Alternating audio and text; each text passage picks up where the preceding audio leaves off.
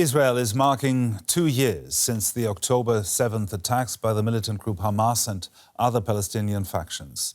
Hamas fighters entered Israel and killed some 1,200 people, taking 251 hostages back to Gaza. Israel then invaded Gaza, seeking to destroy Hamas and rescue the hostages.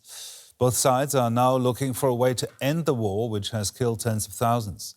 Negotiators in the Egyptian resort of Sharm el-Sheikh have been holding a second day of indirect talks on a 20-point peace plan that was put forward by US President Donald Trump.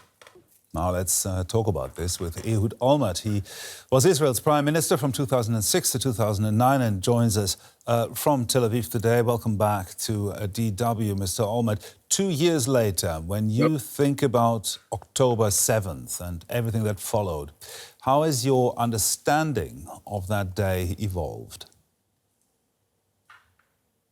Well, obviously, this was the most traumatic day in the entire history of the State of Israel. There is nothing similar to this horrific massacre of so many Israelis in their homes, in the living rooms, in the bedrooms. The spontaneous reaction of almost every single Israeli was that we have to reach out for those who perpetrated it and try and destroy this terrible organization which was responsible for this. And this was, I think, a universal attitude at that time. President Biden, Chancellor Scholz in Germany, President Macron, Prime Minister Rishi Sunak in Great Britain, everyone. And it was obvious that the counteroffensive of Israel, trying to reach out those who are hiding, embedded in the most densely populated areas in Gaza, will cause a collateral damage of considerable substance. There was no question about it. And yet everyone understood that it was inevitable. Of course, today, we are marking the second anniversary, 2 years. And the situation today is not what it was then. The rage, the trauma are still there for Israelis. But after fighting 2 years, we have to ask ourselves, where do we want all this to go? How can we end it up in a way that will perhaps establish a basis for some different developments in the future? And I think that there is a growing number of Israelis. I think more than 75% of the Israelis understand that enough is enough. Had you been, if I may interrupt you there, sir, I would like to ask you a question. I'm sure that you've asked that yourself and maybe others have asked you that. Had you been in charge after the terror attacks by Hamas, what would you have done or what would you have done differently to what the current government has done? Well, I can quote what I said already a year and a half ago. I thought a year and a half ago that we have exhausted what can be done by a military operation. Considering all the circumstances and the number of civilians and non-involved people which were becoming victims of this operation, and I then suggested to the Israeli government to do two things. Number one, to announce what will be the end game of Israel. What are we after? What do we want to do at the end that the war will end, assuming that the war should end rapidly? And number two, which I said, was that we have done almost everything that can be done effectively by a military operation. But continuing the military operation then, and I'm talking about the beginning of 2024, which is more than a year and a half ago, there was not much more that was worth the cost of continuing it. I thought that at that time there was a good chance that had we finished the war, we may have brought back the hostages which were then alive, still held by the Hamas. and that the impact on the military power of Hamas was sufficient in order to deter them from any further military actions. Unfortunately, the Israeli government didn't listen to me, and I kept calling for the end of the war, and I still keep calling it now. I think that definitely after 2 years, at this point, it's not just me, I mean, millions of Israelis. This is one thing which is very important for me, and this is why I keep coming back and back to you and to others talk about it.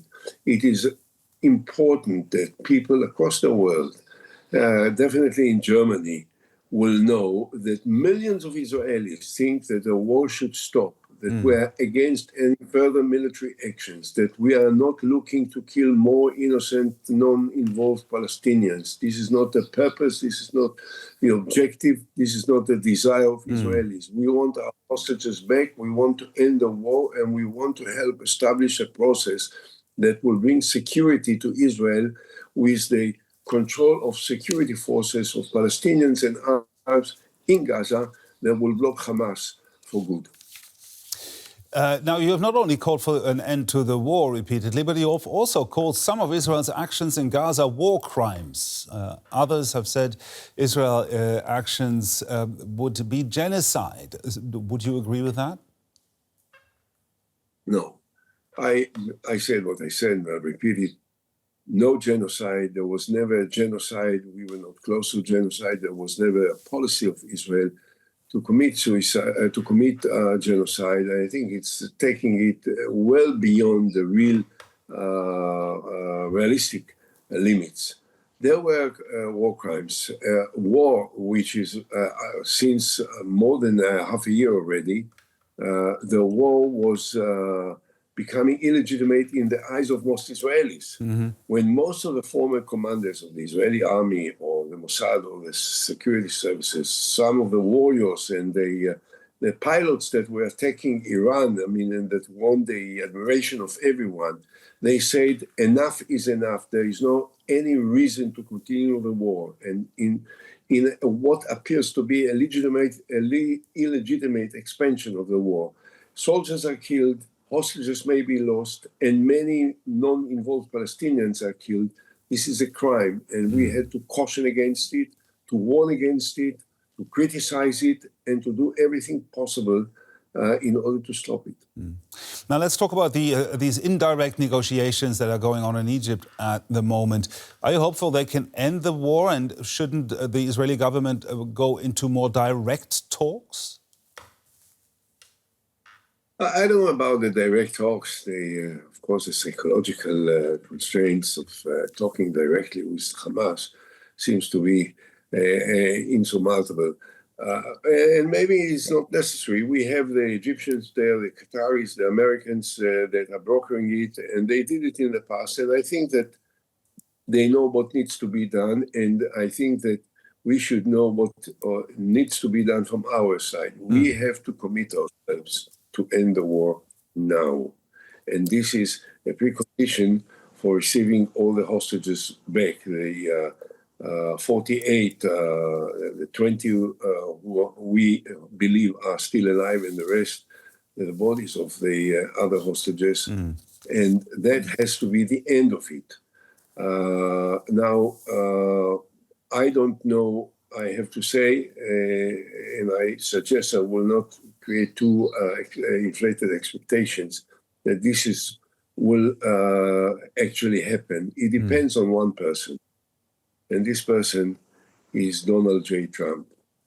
He is the one that forced the sides to sit in Sharm el-Sheikh. He forced the Israeli Prime Minister to apologize to Qatar after the Israeli attack in Doha.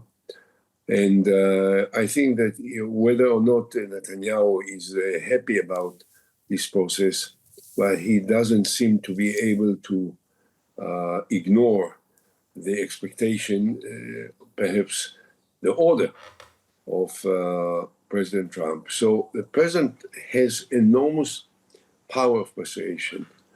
And I hope that he will use it. The Israelis hope that he will use it. Millions of Israelis pray to Trump and appeal to Trump and ask Trump, please use all your power in order to force the Israeli government to do what is the real interest of the state of Israel, which is to end the war now and to bring back all hostages and to start and rehabilitate the Gaza for the millions that live there, and the status of Israel, which was eroding rapidly in the international community because of the failures and the recklessness of the Israeli government.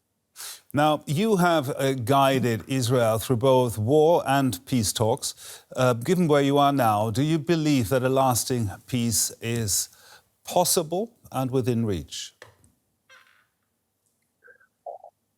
I am a great believer in peace. I tried all my political career, and particularly when I was Prime Minister, I presented the Palestinians with what then was the most far-reaching peace plan, a two-state solution on the basis of the 67 borders with the Arab side of Jerusalem as capital of Palestine, everything that the Palestinians were yearning for and praying for and demanding and campaigning for generations, and I presented it to them, and unfortunately at that time they didn't have the courage or the vision or the inspiration to sign, which may have changed the Middle East and saved the lives of millions of people. But I still believe that it's possible. And I know I'm asked occasionally by many people, how will you be able to overcome the trauma that you have been through as a result of the 7th of October, and how will they be able to overcome the impact of the loss of so many thousands of people as a result of the Israeli counter-operation? And I say this, and I want to say it particularly to people in Germany that perhaps listen to us, and in Europe to listen to us. When someone would have said to the Germans and the French after the end of the Second World War, after the millions of people that were killed, the destruction which changed life for so many, that the day will come soon enough, relatively, that France and Germany will be the best of friends. No one would have believed it then. It happened. It happened. And I say to you today, yes, it is possible. I believe in it firmly, that the day will come that Israel and Palestine will live together alongside each other with peace and trust. We have to fight for it. We have to dream about it. We have to campaign for it. We have to try and rally all the forces across the world, Germany, France, Europe, all of Europe, North America, America, that this is what needs to be done to establish a basis of negotiations for a comprehensive peace on the basis of two states, Palestine alongside the state of Israel, with all the ingredients that I have outlined. It is possible, and if we will be determined enough and committed enough, it will happen also in our lifetimes. A message of hope there from the former Israeli Prime Minister Ehud Olmert. Thank you very much for making time on this difficult day.